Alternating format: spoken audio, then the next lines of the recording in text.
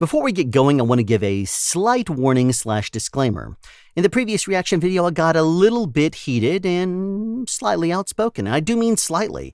My friends and family will tell you that I can be quite outspoken and very direct. And you got to see a taste of that, and I do mean a taste, in the previous reaction video.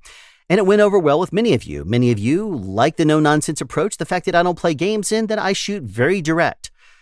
But there was a couple people that didn't like that approach. One of them was indeed Cinecom.net, who posted a comment under the video that said, "One of our viewers sent me to this video and apparently you got some frustrations with us. Sorry if we hurt you in any way, just trying to make fun content for the world. I wouldn't take cardboard tricks so seriously. Obviously, it's a joke.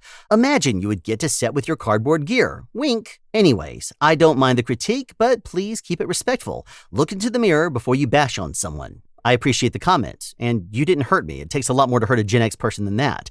But what I will say is, I'm sorry.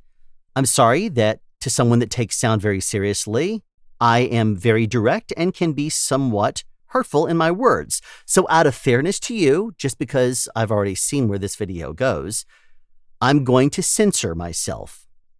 Just in what you hear, I still got the words out in a very expressive way, but for the sake of civility, I will tone down the words. But there's one more thing I do want to address. You asked that I look in the mirror before I bash on someone. Well, thank you for that visual. I believe I've done as requested. So, having fulfilled my part of the bargain, enjoy the video. Sound speeds, and welcome to another reaction video. Now, after my last reaction video, where I got a little bit triggered on watching a short clip from a video, I tell you this, I was already kind of heated because of watching the Tilta Zombie Rig videos, but that one right there, in only a few seconds, really triggered me. And then I looked down in the lower right-hand corner and happened to see this video staring me in the face saying 5 recording hacks for sound. And considering how bad I got triggered off of that one video, which was a little clip, I am not overly optimistic that I'm going to be able to keep my sanity here and not end up in the hospital with a heart attack after watching this video. But let's go ahead and get into it. So this video is called 5 Sound Recording Hacks, and it was released on October 2nd, 2018, and it currently has 128,950 views and 5.8 thousand upvotes. Now, this was released on the Cinecom.net YouTube channel, which has 2.57 million subscribers. I cannot wait to see what their recommended sound recording hacks are.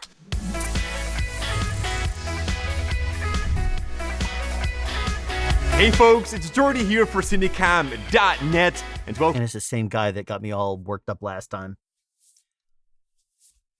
Welcome to Creative Tuesday. Now, recently, Creative Tuesday? Is that what he said? I got here for Cinecom.net, and welcome to Creative Tuesday. Creative Tuesday. I can't wait to see what your creativity is and what these hacks are. Recently, Ceremonic and Audio Brand sent us some very nice equipment. Oh, goody. So that means you're going to be using whatever the nice equipment is that Ceremonic sent you, and you're going to be showing us how to use it. Okay. I'm going to try to keep an open mind here, Which we are going to take a look at in this video, but for all the 5 hacks we have for you, you can use any kind of microphone. To capture good and clear audio, one of the first rules is to bring your microphone as close as possible to your subject. And as a general rule, that's true. You don't always do that because sometimes there is a point where you get it too close and then you have proximity effect. You're going to get nothing but mouth pops and clicks. And if you can, you're going to get a more a natural reaction if you back off on a microphone just a little bit if the background is dead quiet, like in many recording studios. We're mounting the Ceremonic shotgun mic onto a C-stand, as it's perfect for dialogue because of its warm sound. Okay. It's perfect for dialogue if you mount it onto a C-stand because of its warm sound. Did I understand that correctly? I don't know. I'm not going to go back and rewatch it though. But what this would be is a shotgun microphone would be good for a sit-down interview. on a clip like that. Normally you want to put it inside of a shock mount though, because even if it's on a clamp like that, all it takes is vibrations coming through the floor from something like an air conditioning system that's mounted to the building and shaking the foundation, and then you're going to have rumble in your microphone. So I'm placing this mic close to Lorenzo. You can either point the microphone from above or from below. Speech always goes into a cone out of your talent's mouth. Actually, that is only partially correct. The most directional sounds are the mids and highs. Those go out more of a cone shape, but the bass frequencies are definitely something that you can get pretty much anywhere around you. But there's a reason why lavalier microphones are on the chest usually.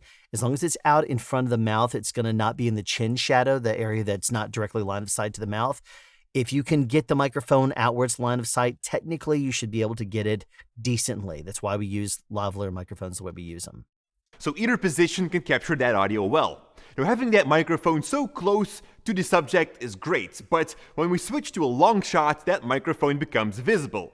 Now instead of moving it to the back, which will produce too much reverb, we can film our shot from a tripod and leave that mic into the frame. Then after you're done, remove everything and take an empty shot. Okay, it's better for you to watch my video called The Invisible Boom. That one there, watch that. It's going to be far better than anything this guy's going to teach you about this technique right now. But let's watch it. Placing these two shots on top of each other and cropping the mic out of the clip, it's not visible anymore. And this way you can keep your mic close. All right, Janik, I'm going all... Wait a minute. Then it's too much. If you're done, remove everything and take an empty shot. Okay, you just have to be careful about making sure that you're not casting a shadow. Because, I mean, it's pretty clear to me that this microphone, that this light is in the middle of the table. I can't really tell exactly where, but then this is right here. You just got to be careful that you're not shadowing the microphone onto dude's head, or that you're casting a shadow onto the back wall or something like that. Dropping the mic out of the clip. And also, you know, with how weird this light is that's hanging down there, just be careful with that one too. It's not visible anymore. Make sure you don't hit it. This way you can keep you pull the microphone out. All right, Janik, I'm going all in. The shotgun mic. Okay, another thing to note though is if you're doing a wide shot, why do you have the microphone on one person? He's teaching the wrong technique. I mean, maybe this dude is the only guy talking. If this is his shot though, he's framing up the C-stand. You see the C-stand legs in there. Maybe that's all the stuff you're going to be cropping out and stuff like that. But then the shadow here, it's going to look unnatural when you take that light and you cross, whatever. Anyway, if this is your shot and you have two people in it, you need to raise this up, extend out the gobo arm, try to get it where the microphone is over both people. If you're going to teach something, dude, do it right, please. After you're done, remove everything. All right, whatever. Fast forward. This connector. All in. The shotgun mic is connected with an XLR cable to the camera. Most of the time, yeah. And there's the kind of stuff that a lot of people may be watching might be self-powered. It might be a microphone with like a Rode NTG or a Deity VMic D3 Pro or something like that, where it actually has its own battery powered. Maybe even something like a Rode NTG2 or an NTG4 Plus, something that has its own internal power. In which case, you can simply go out and then go in with the TRS input on your camera, with there's no XLR jack, and then you can self-power the microphone. Obviously, this connector doesn't fit within my DSLR, so that's why we have an audio interface. And okay, you got to be careful with those things. Sometimes it introduces too much noise when you combine it with the preamps on a camera. So you just got to be very careful with those, and you got to make sure you set your gain very, very well. It would be better if you just got a standalone recorder. This is the Ceramonic packs. Now, apart from having an interface that goes from XLR to mini jack, this thing comes with a ton of more features. For starters, you have multiple XLR and mini jack inputs, which you can... Here comes our ad. So basically what they're doing is they're trying to sell you this thing. That's all they're doing, is selling you this gear. And he's trying to show you these tricks with... He's basically showing you 5 hacks, and he's doing the ad for the Ceramonic video in the meantime, showing you how amazing this stuff is. A lot of gear does the same thing. I'm going to connect another shotgun mic to the interface. Now, shotgun mics always need to have some power, and this is also called... Not always, but usually, yes. Phantom power. The Ceramonic... It could also be T-power, depending on the microphone you get. but we're going to go ahead and say phantom power is the main one that we actually are familiar with. So let's go with it. Mic has an internal battery, which means it can run on its own. There you go. Our mic, which is from DT, does not have that. So we're going to be using mismatched microphones. Brilliant. Let's just teach that to people, dude. Luckily, the Saramonic interface has a phantom power switch. Yay. Now we can place one mic over each actor, and with that interface also separate the audio tracks. That's what we should have done to begin So, with. Lorenzo, do you want to drink something? Well, Janik, I could go for a drink. Terrible acting. Okay, here's the thing I will point out also. With this microphone placed directly on top of his head, if he looks down, he's off axis. What would be better is instead of going back, cross them. Have the microphones cross. So that way, this one that's here is angled out and low to this low to their head. So this one here is getting you. This one in this position is getting this dude. That way you can try to cross the streams a little bit and play the shotgun pattern to fill it out and full it out. Because as soon as he drops his head, ever so slightly, he's going off axis. Let's look. Interface also separates. Like right there. Now he's behind him. Bad microphone placing.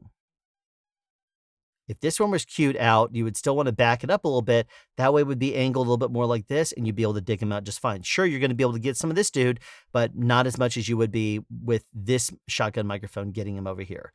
So this is bad microphone placement. Let's just go for it. The audio tracks. So, Lorenzo. And now you raised it all, so now it's not in the shot. So it's not in the same shot as where you just had it right there. You can tell because the top of this microphone here is also clipping over to this dude's head. So just raise these things up. Your tracks. See, the microphone was right here, unless they're doing their little invisible boom trick again, in which case he would be off axis if he tilts his head down. So, Lorenzo, do you want to drink something? These shotgun microphones are designed for you to play a little farther away. You could do that. One moment. Now, when your mic sits still, you don't need a wind cap. It's also best. That depends. It's not just a wind screen for purposes of preventing handling noise or something like that, if that's what you're thinking, or your natural movement in the air is going to have wind hit that. There could be a lot of pressure from the air conditioning in the room. There could be air that is not stagnant and moving in the room, in which case you could end up having an elevated noise floor from the constant pressure of wind on that microphone. Unless you have a windscreen on it. You have to be very aware of this kind of thing when you're a boom operator. You have to feel the pressure in the air on your skin and adjust accordingly. So this is bad advice to just go straight out of the gate, and so you don't need to have it. So leave it off when you don't need one, as it could alter the audio quality. Bull crap. It doesn't adjust the audio quality more than actually a little bit of wind could hit the microphone. So if there is wind that hits the microphone at all, it's going to actually hurt your audio worse than having any wind protection on it from a little foam windscreen, because a foam windscreen is designed to be acoustically transparent. And if anything, you just EQ it a couple of little dB somewhere up above maybe 2K, and you're going to compensate for it. So it's not going to alter your audio quality more so than wind would. But when you are booming and following your subject, it is advisable to add a soft foam to your shotgun mic. Go to motion. I'm not going to watch your ad. Nice. Oh, goody! He's off axis. He's very clearly booming the back of his head because this dude here is looking down. Where the microphone should be is hiding up here someplace and getting him scooped out. That's why he sounded so bad and off axis, because you're booming the top of his head. Clearly not a sound guy teaching sound techniques. I hate these kind of videos. It is advisable. All right, watch this. Watch this. Just watch again. One more time. All right, now he's booming straight up on top of him. He's very clearly, as he moves towards the wall, this dude here in purple is not a boom operator. So as soon as he goes over there and tilts his head down, he goes off axis. Just listen to this wonderful, brilliant sound. You are booming and following your subject. So irritating. Advisable to add a soft foam to your shotgun. This is what your demo is supposed to be, is something good, right? Footstep, footstep, loud, loud, off axis. Nice. That was on axis because you're pointing at it. The one thing you can't replace in post, the dialogue, that's off axis because you're booming the top of his head. Now, most mics have this. If you're outside and there's heavy wind, you can use a dead cat. Now, this is usually an accessory, but luckily it's for most mics the same. And Saramonic also have one of those, and it works great. There is so much wind right now. Saramonic, seriously, I understand 2.57 million subscribers, but this is not the kind of information that I personally, being a pro in the world of sound, would endorse. You're better off sending it to someone more, like Curtis Judd.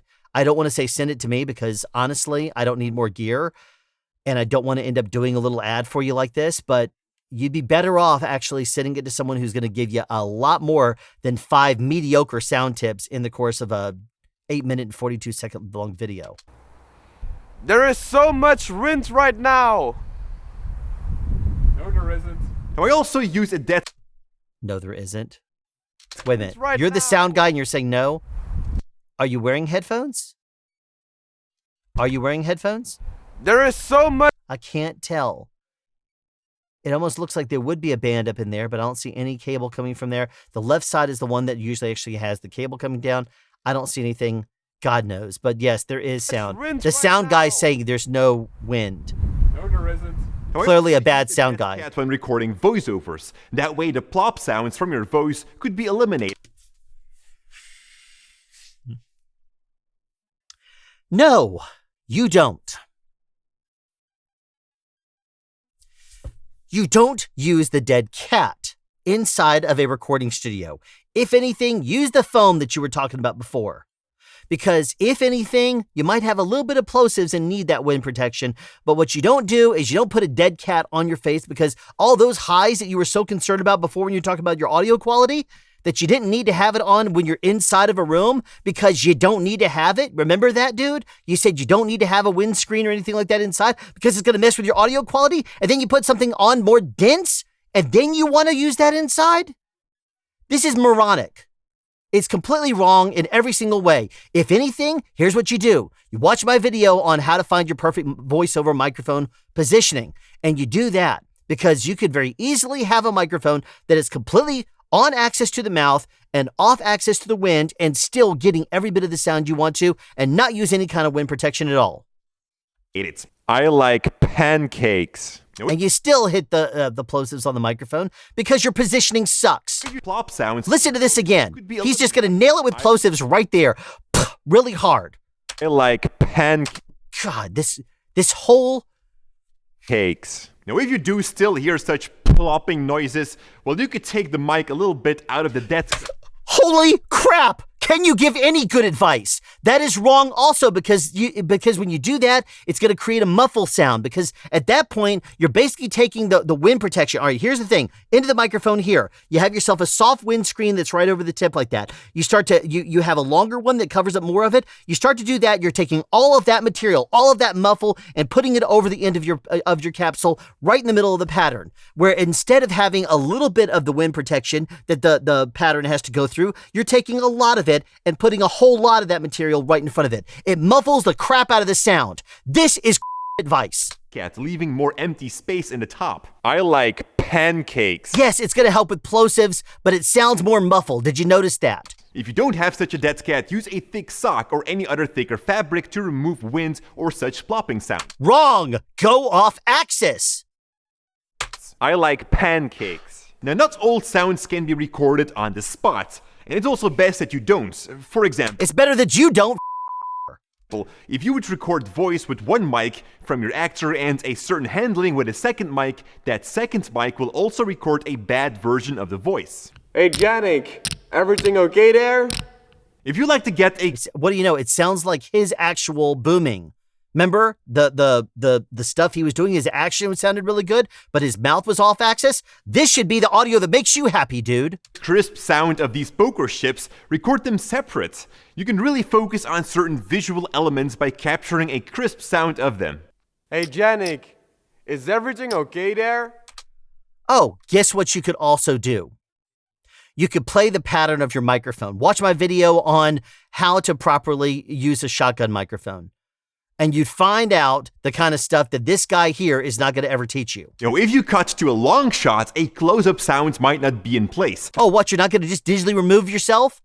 So keep in mind to take some distance. There's a reason why I watch these videos with incognito mode, even though I have to deal with the ads and stuff like that because my YouTube premium membership doesn't go through when incognito. The reason why is because I don't want this kind of video to mess up my YouTube suggestions. With your microphone in here as well. And that's What are you booming with? The arm of a C-stand? What is this thing? It's a mic stand that you unscrew off the bottom? What happened to your boom pole? why it might be a good idea to first... Wait a second. He's using his clip again, not even using a shock mount. Hold on a second. When he did his little demo, we're at 411 right now. I'm going to back this thing up. Let me look at you again. Where was this earlier? Where was that example of you walking over there and talking? All right, let's see this. When we are looking at this shot here, where you're using a clamp, come on, back up. Oh, let's look at the dude. And you're still, okay, now you have a shock mount on. Man, lay me in the hospital with all this. Yeah, that's a clamp, isn't it? It's kind of hard to tell. I can turn off the lights, but then you won't see me. Microphone in here as well. And that's why it might be a good idea to first edit your video, which could be a rough edit, and then playing that back while you're recording your sounds. No one is going to do that. If you're doing little YouTube videos and stuff, maybe, but no one is going to do that on a film set. And that way you remember the shots that you took, and it will also help with synchronizing certain handlings. So apart from the handling sounds, there are two types of other sounds. The first Let's hear what he has to say. one is ambient. Between your captured sounds, there Environmental sounds, okay? will be silence. And it's very weird. You want to avoid that at all time. Even when there is actually silence, there should still be some form of audio, and this is called the ambient sound. Now basically, what you want to do after a shoot is record the silence in a room. Which you don't have to do anymore, dude. If you ever bothered to do your research, you realize no one does that anymore, unless it's a noisy background, in which case you just really want to make sure you cover your bases for post. The reason you don't do that is because back in the day of analog, you would record the room tone. And in the world of digital, it's very easy to sample exactly what it is and create as much of that that noise or the ambience as you want to with a digital noise floor, exactly where you want it to be and when you want it to be there. Every room has a certain tone. You then lay that ambient soundtrack over your entire scene, which will eliminate those complete silence. Okay, that works if you eliminate all the background noise from all your individual tracks. Like if your ambience track is down here and you knock out all the background noise of all these clips right here, you literally zero it out, then you can get away with that and you can control the ambience level you want it to be. You see the little bitty noise signatures of the room? You can do that.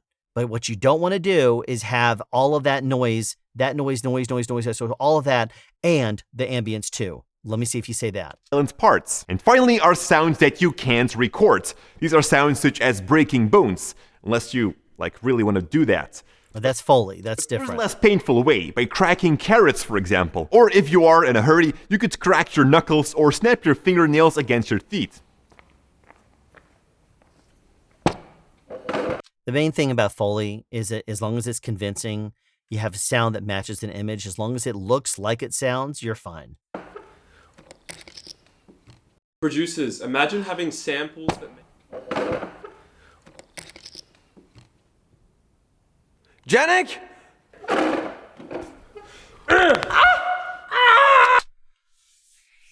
Wasn't even done right. Very clearly, he was right upon a microphone when he made that sound.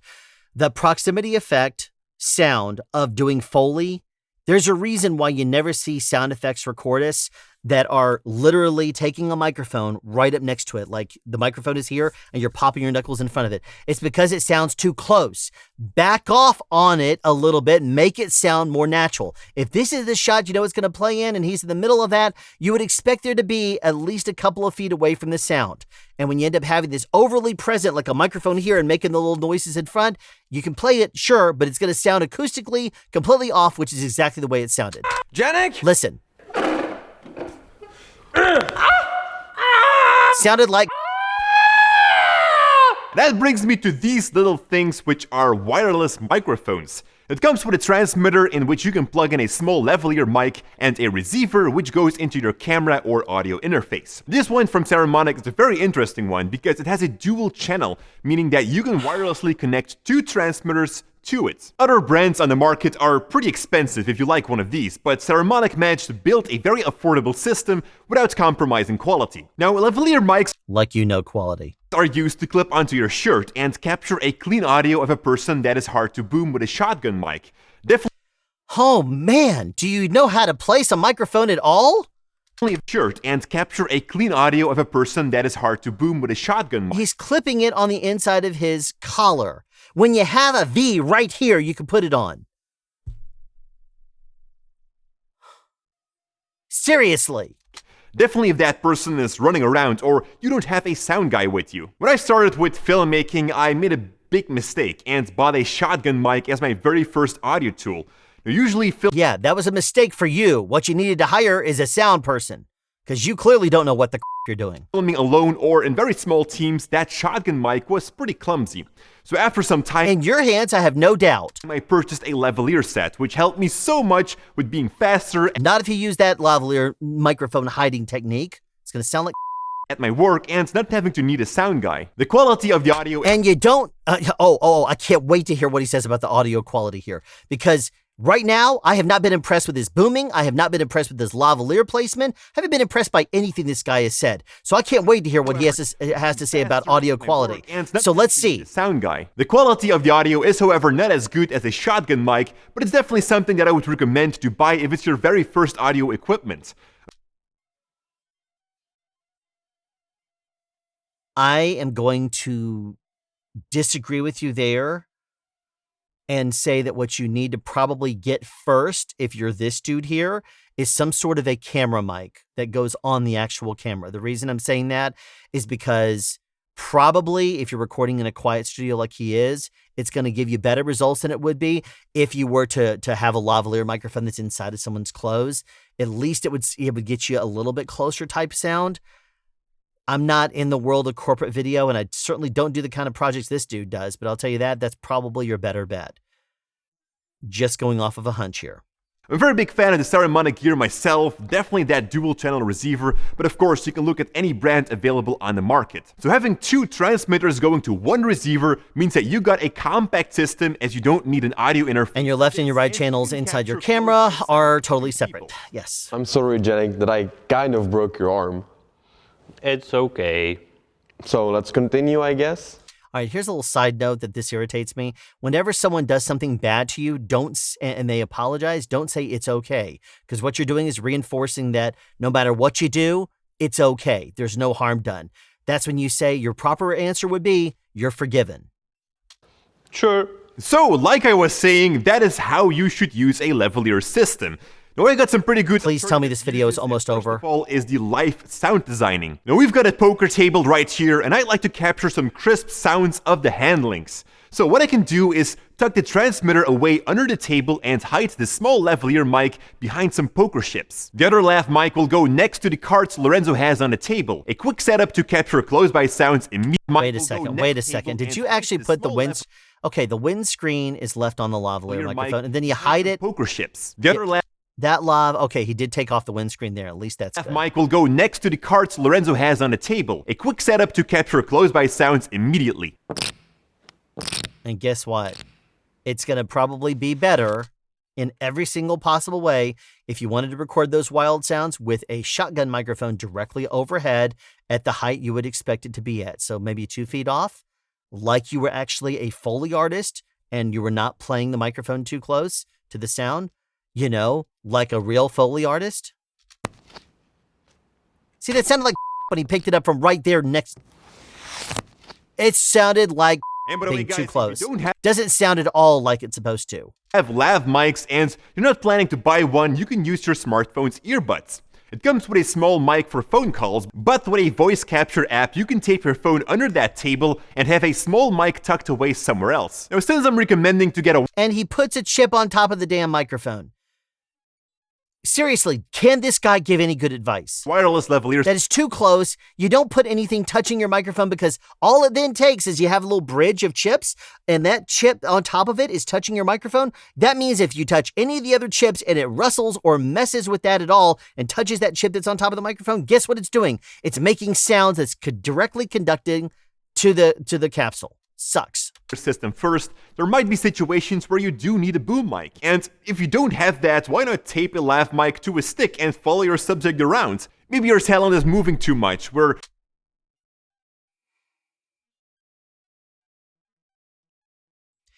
We're back to Indie Mogul, aren't we? Okay, the reason you... Look at this. Okay, first of all, the dude stands up and he doesn't move the boom pole at all.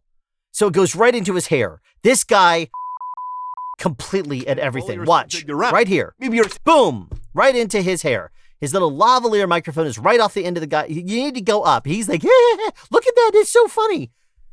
This dude here's a... He just so irritates me so much. He's a... I shouldn't say just a blanket statement. He's...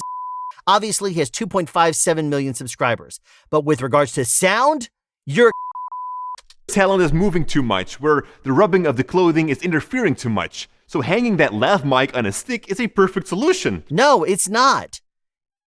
There's a reason why you put a lavalier microphone on clothing, on a person. It's designed to go there. It's not designed to float up in the air, pointed at some weird, wacky angle. It still should point, ideally, at someone's mouth. Never mind. And you know, if it looks stupid but it works, it ain't stupid. Yes, it is, but still, whatever. So done with this game. Oh, Jordy! Look what Janik did! That brings us again to the end. Thank you so much for... For God's sakes. Thank you, Lord Jesus, this thing is over.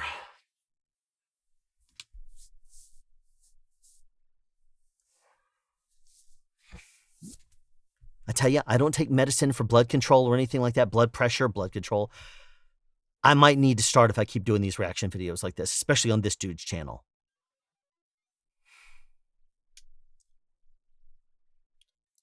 Holy crap, that's terrible. At this point, seriously, I think I'm starting to lose faith in humanity. This stuff is driving me insane. You have no idea. But if you have a video you want me to react to, send me an email at alan@soundspeeds.us, and please, for the love of God, make it good. Anyway, thank you for watching another episode of Sound Speeds. This one was another reaction video. I'm going to go cool down right now. But in the meantime, I will, I guess, see you in the next video where I'm going to bring you more, I don't know, whatever I bring you at this point. You're going to be lucky to get it. Sorry. Anyway, I'll be bringing you more sound advice, I'm sure. Have a question you'd like answered or want to add something? Be sure to write it in the comment section down below. You can also make a suggestion for future topics of discussion. Again, comment section down below, or you can email me at soundspeeds@yahoo.com. Be sure to subscribe and turn on notifications so you won't miss out on future sound advice.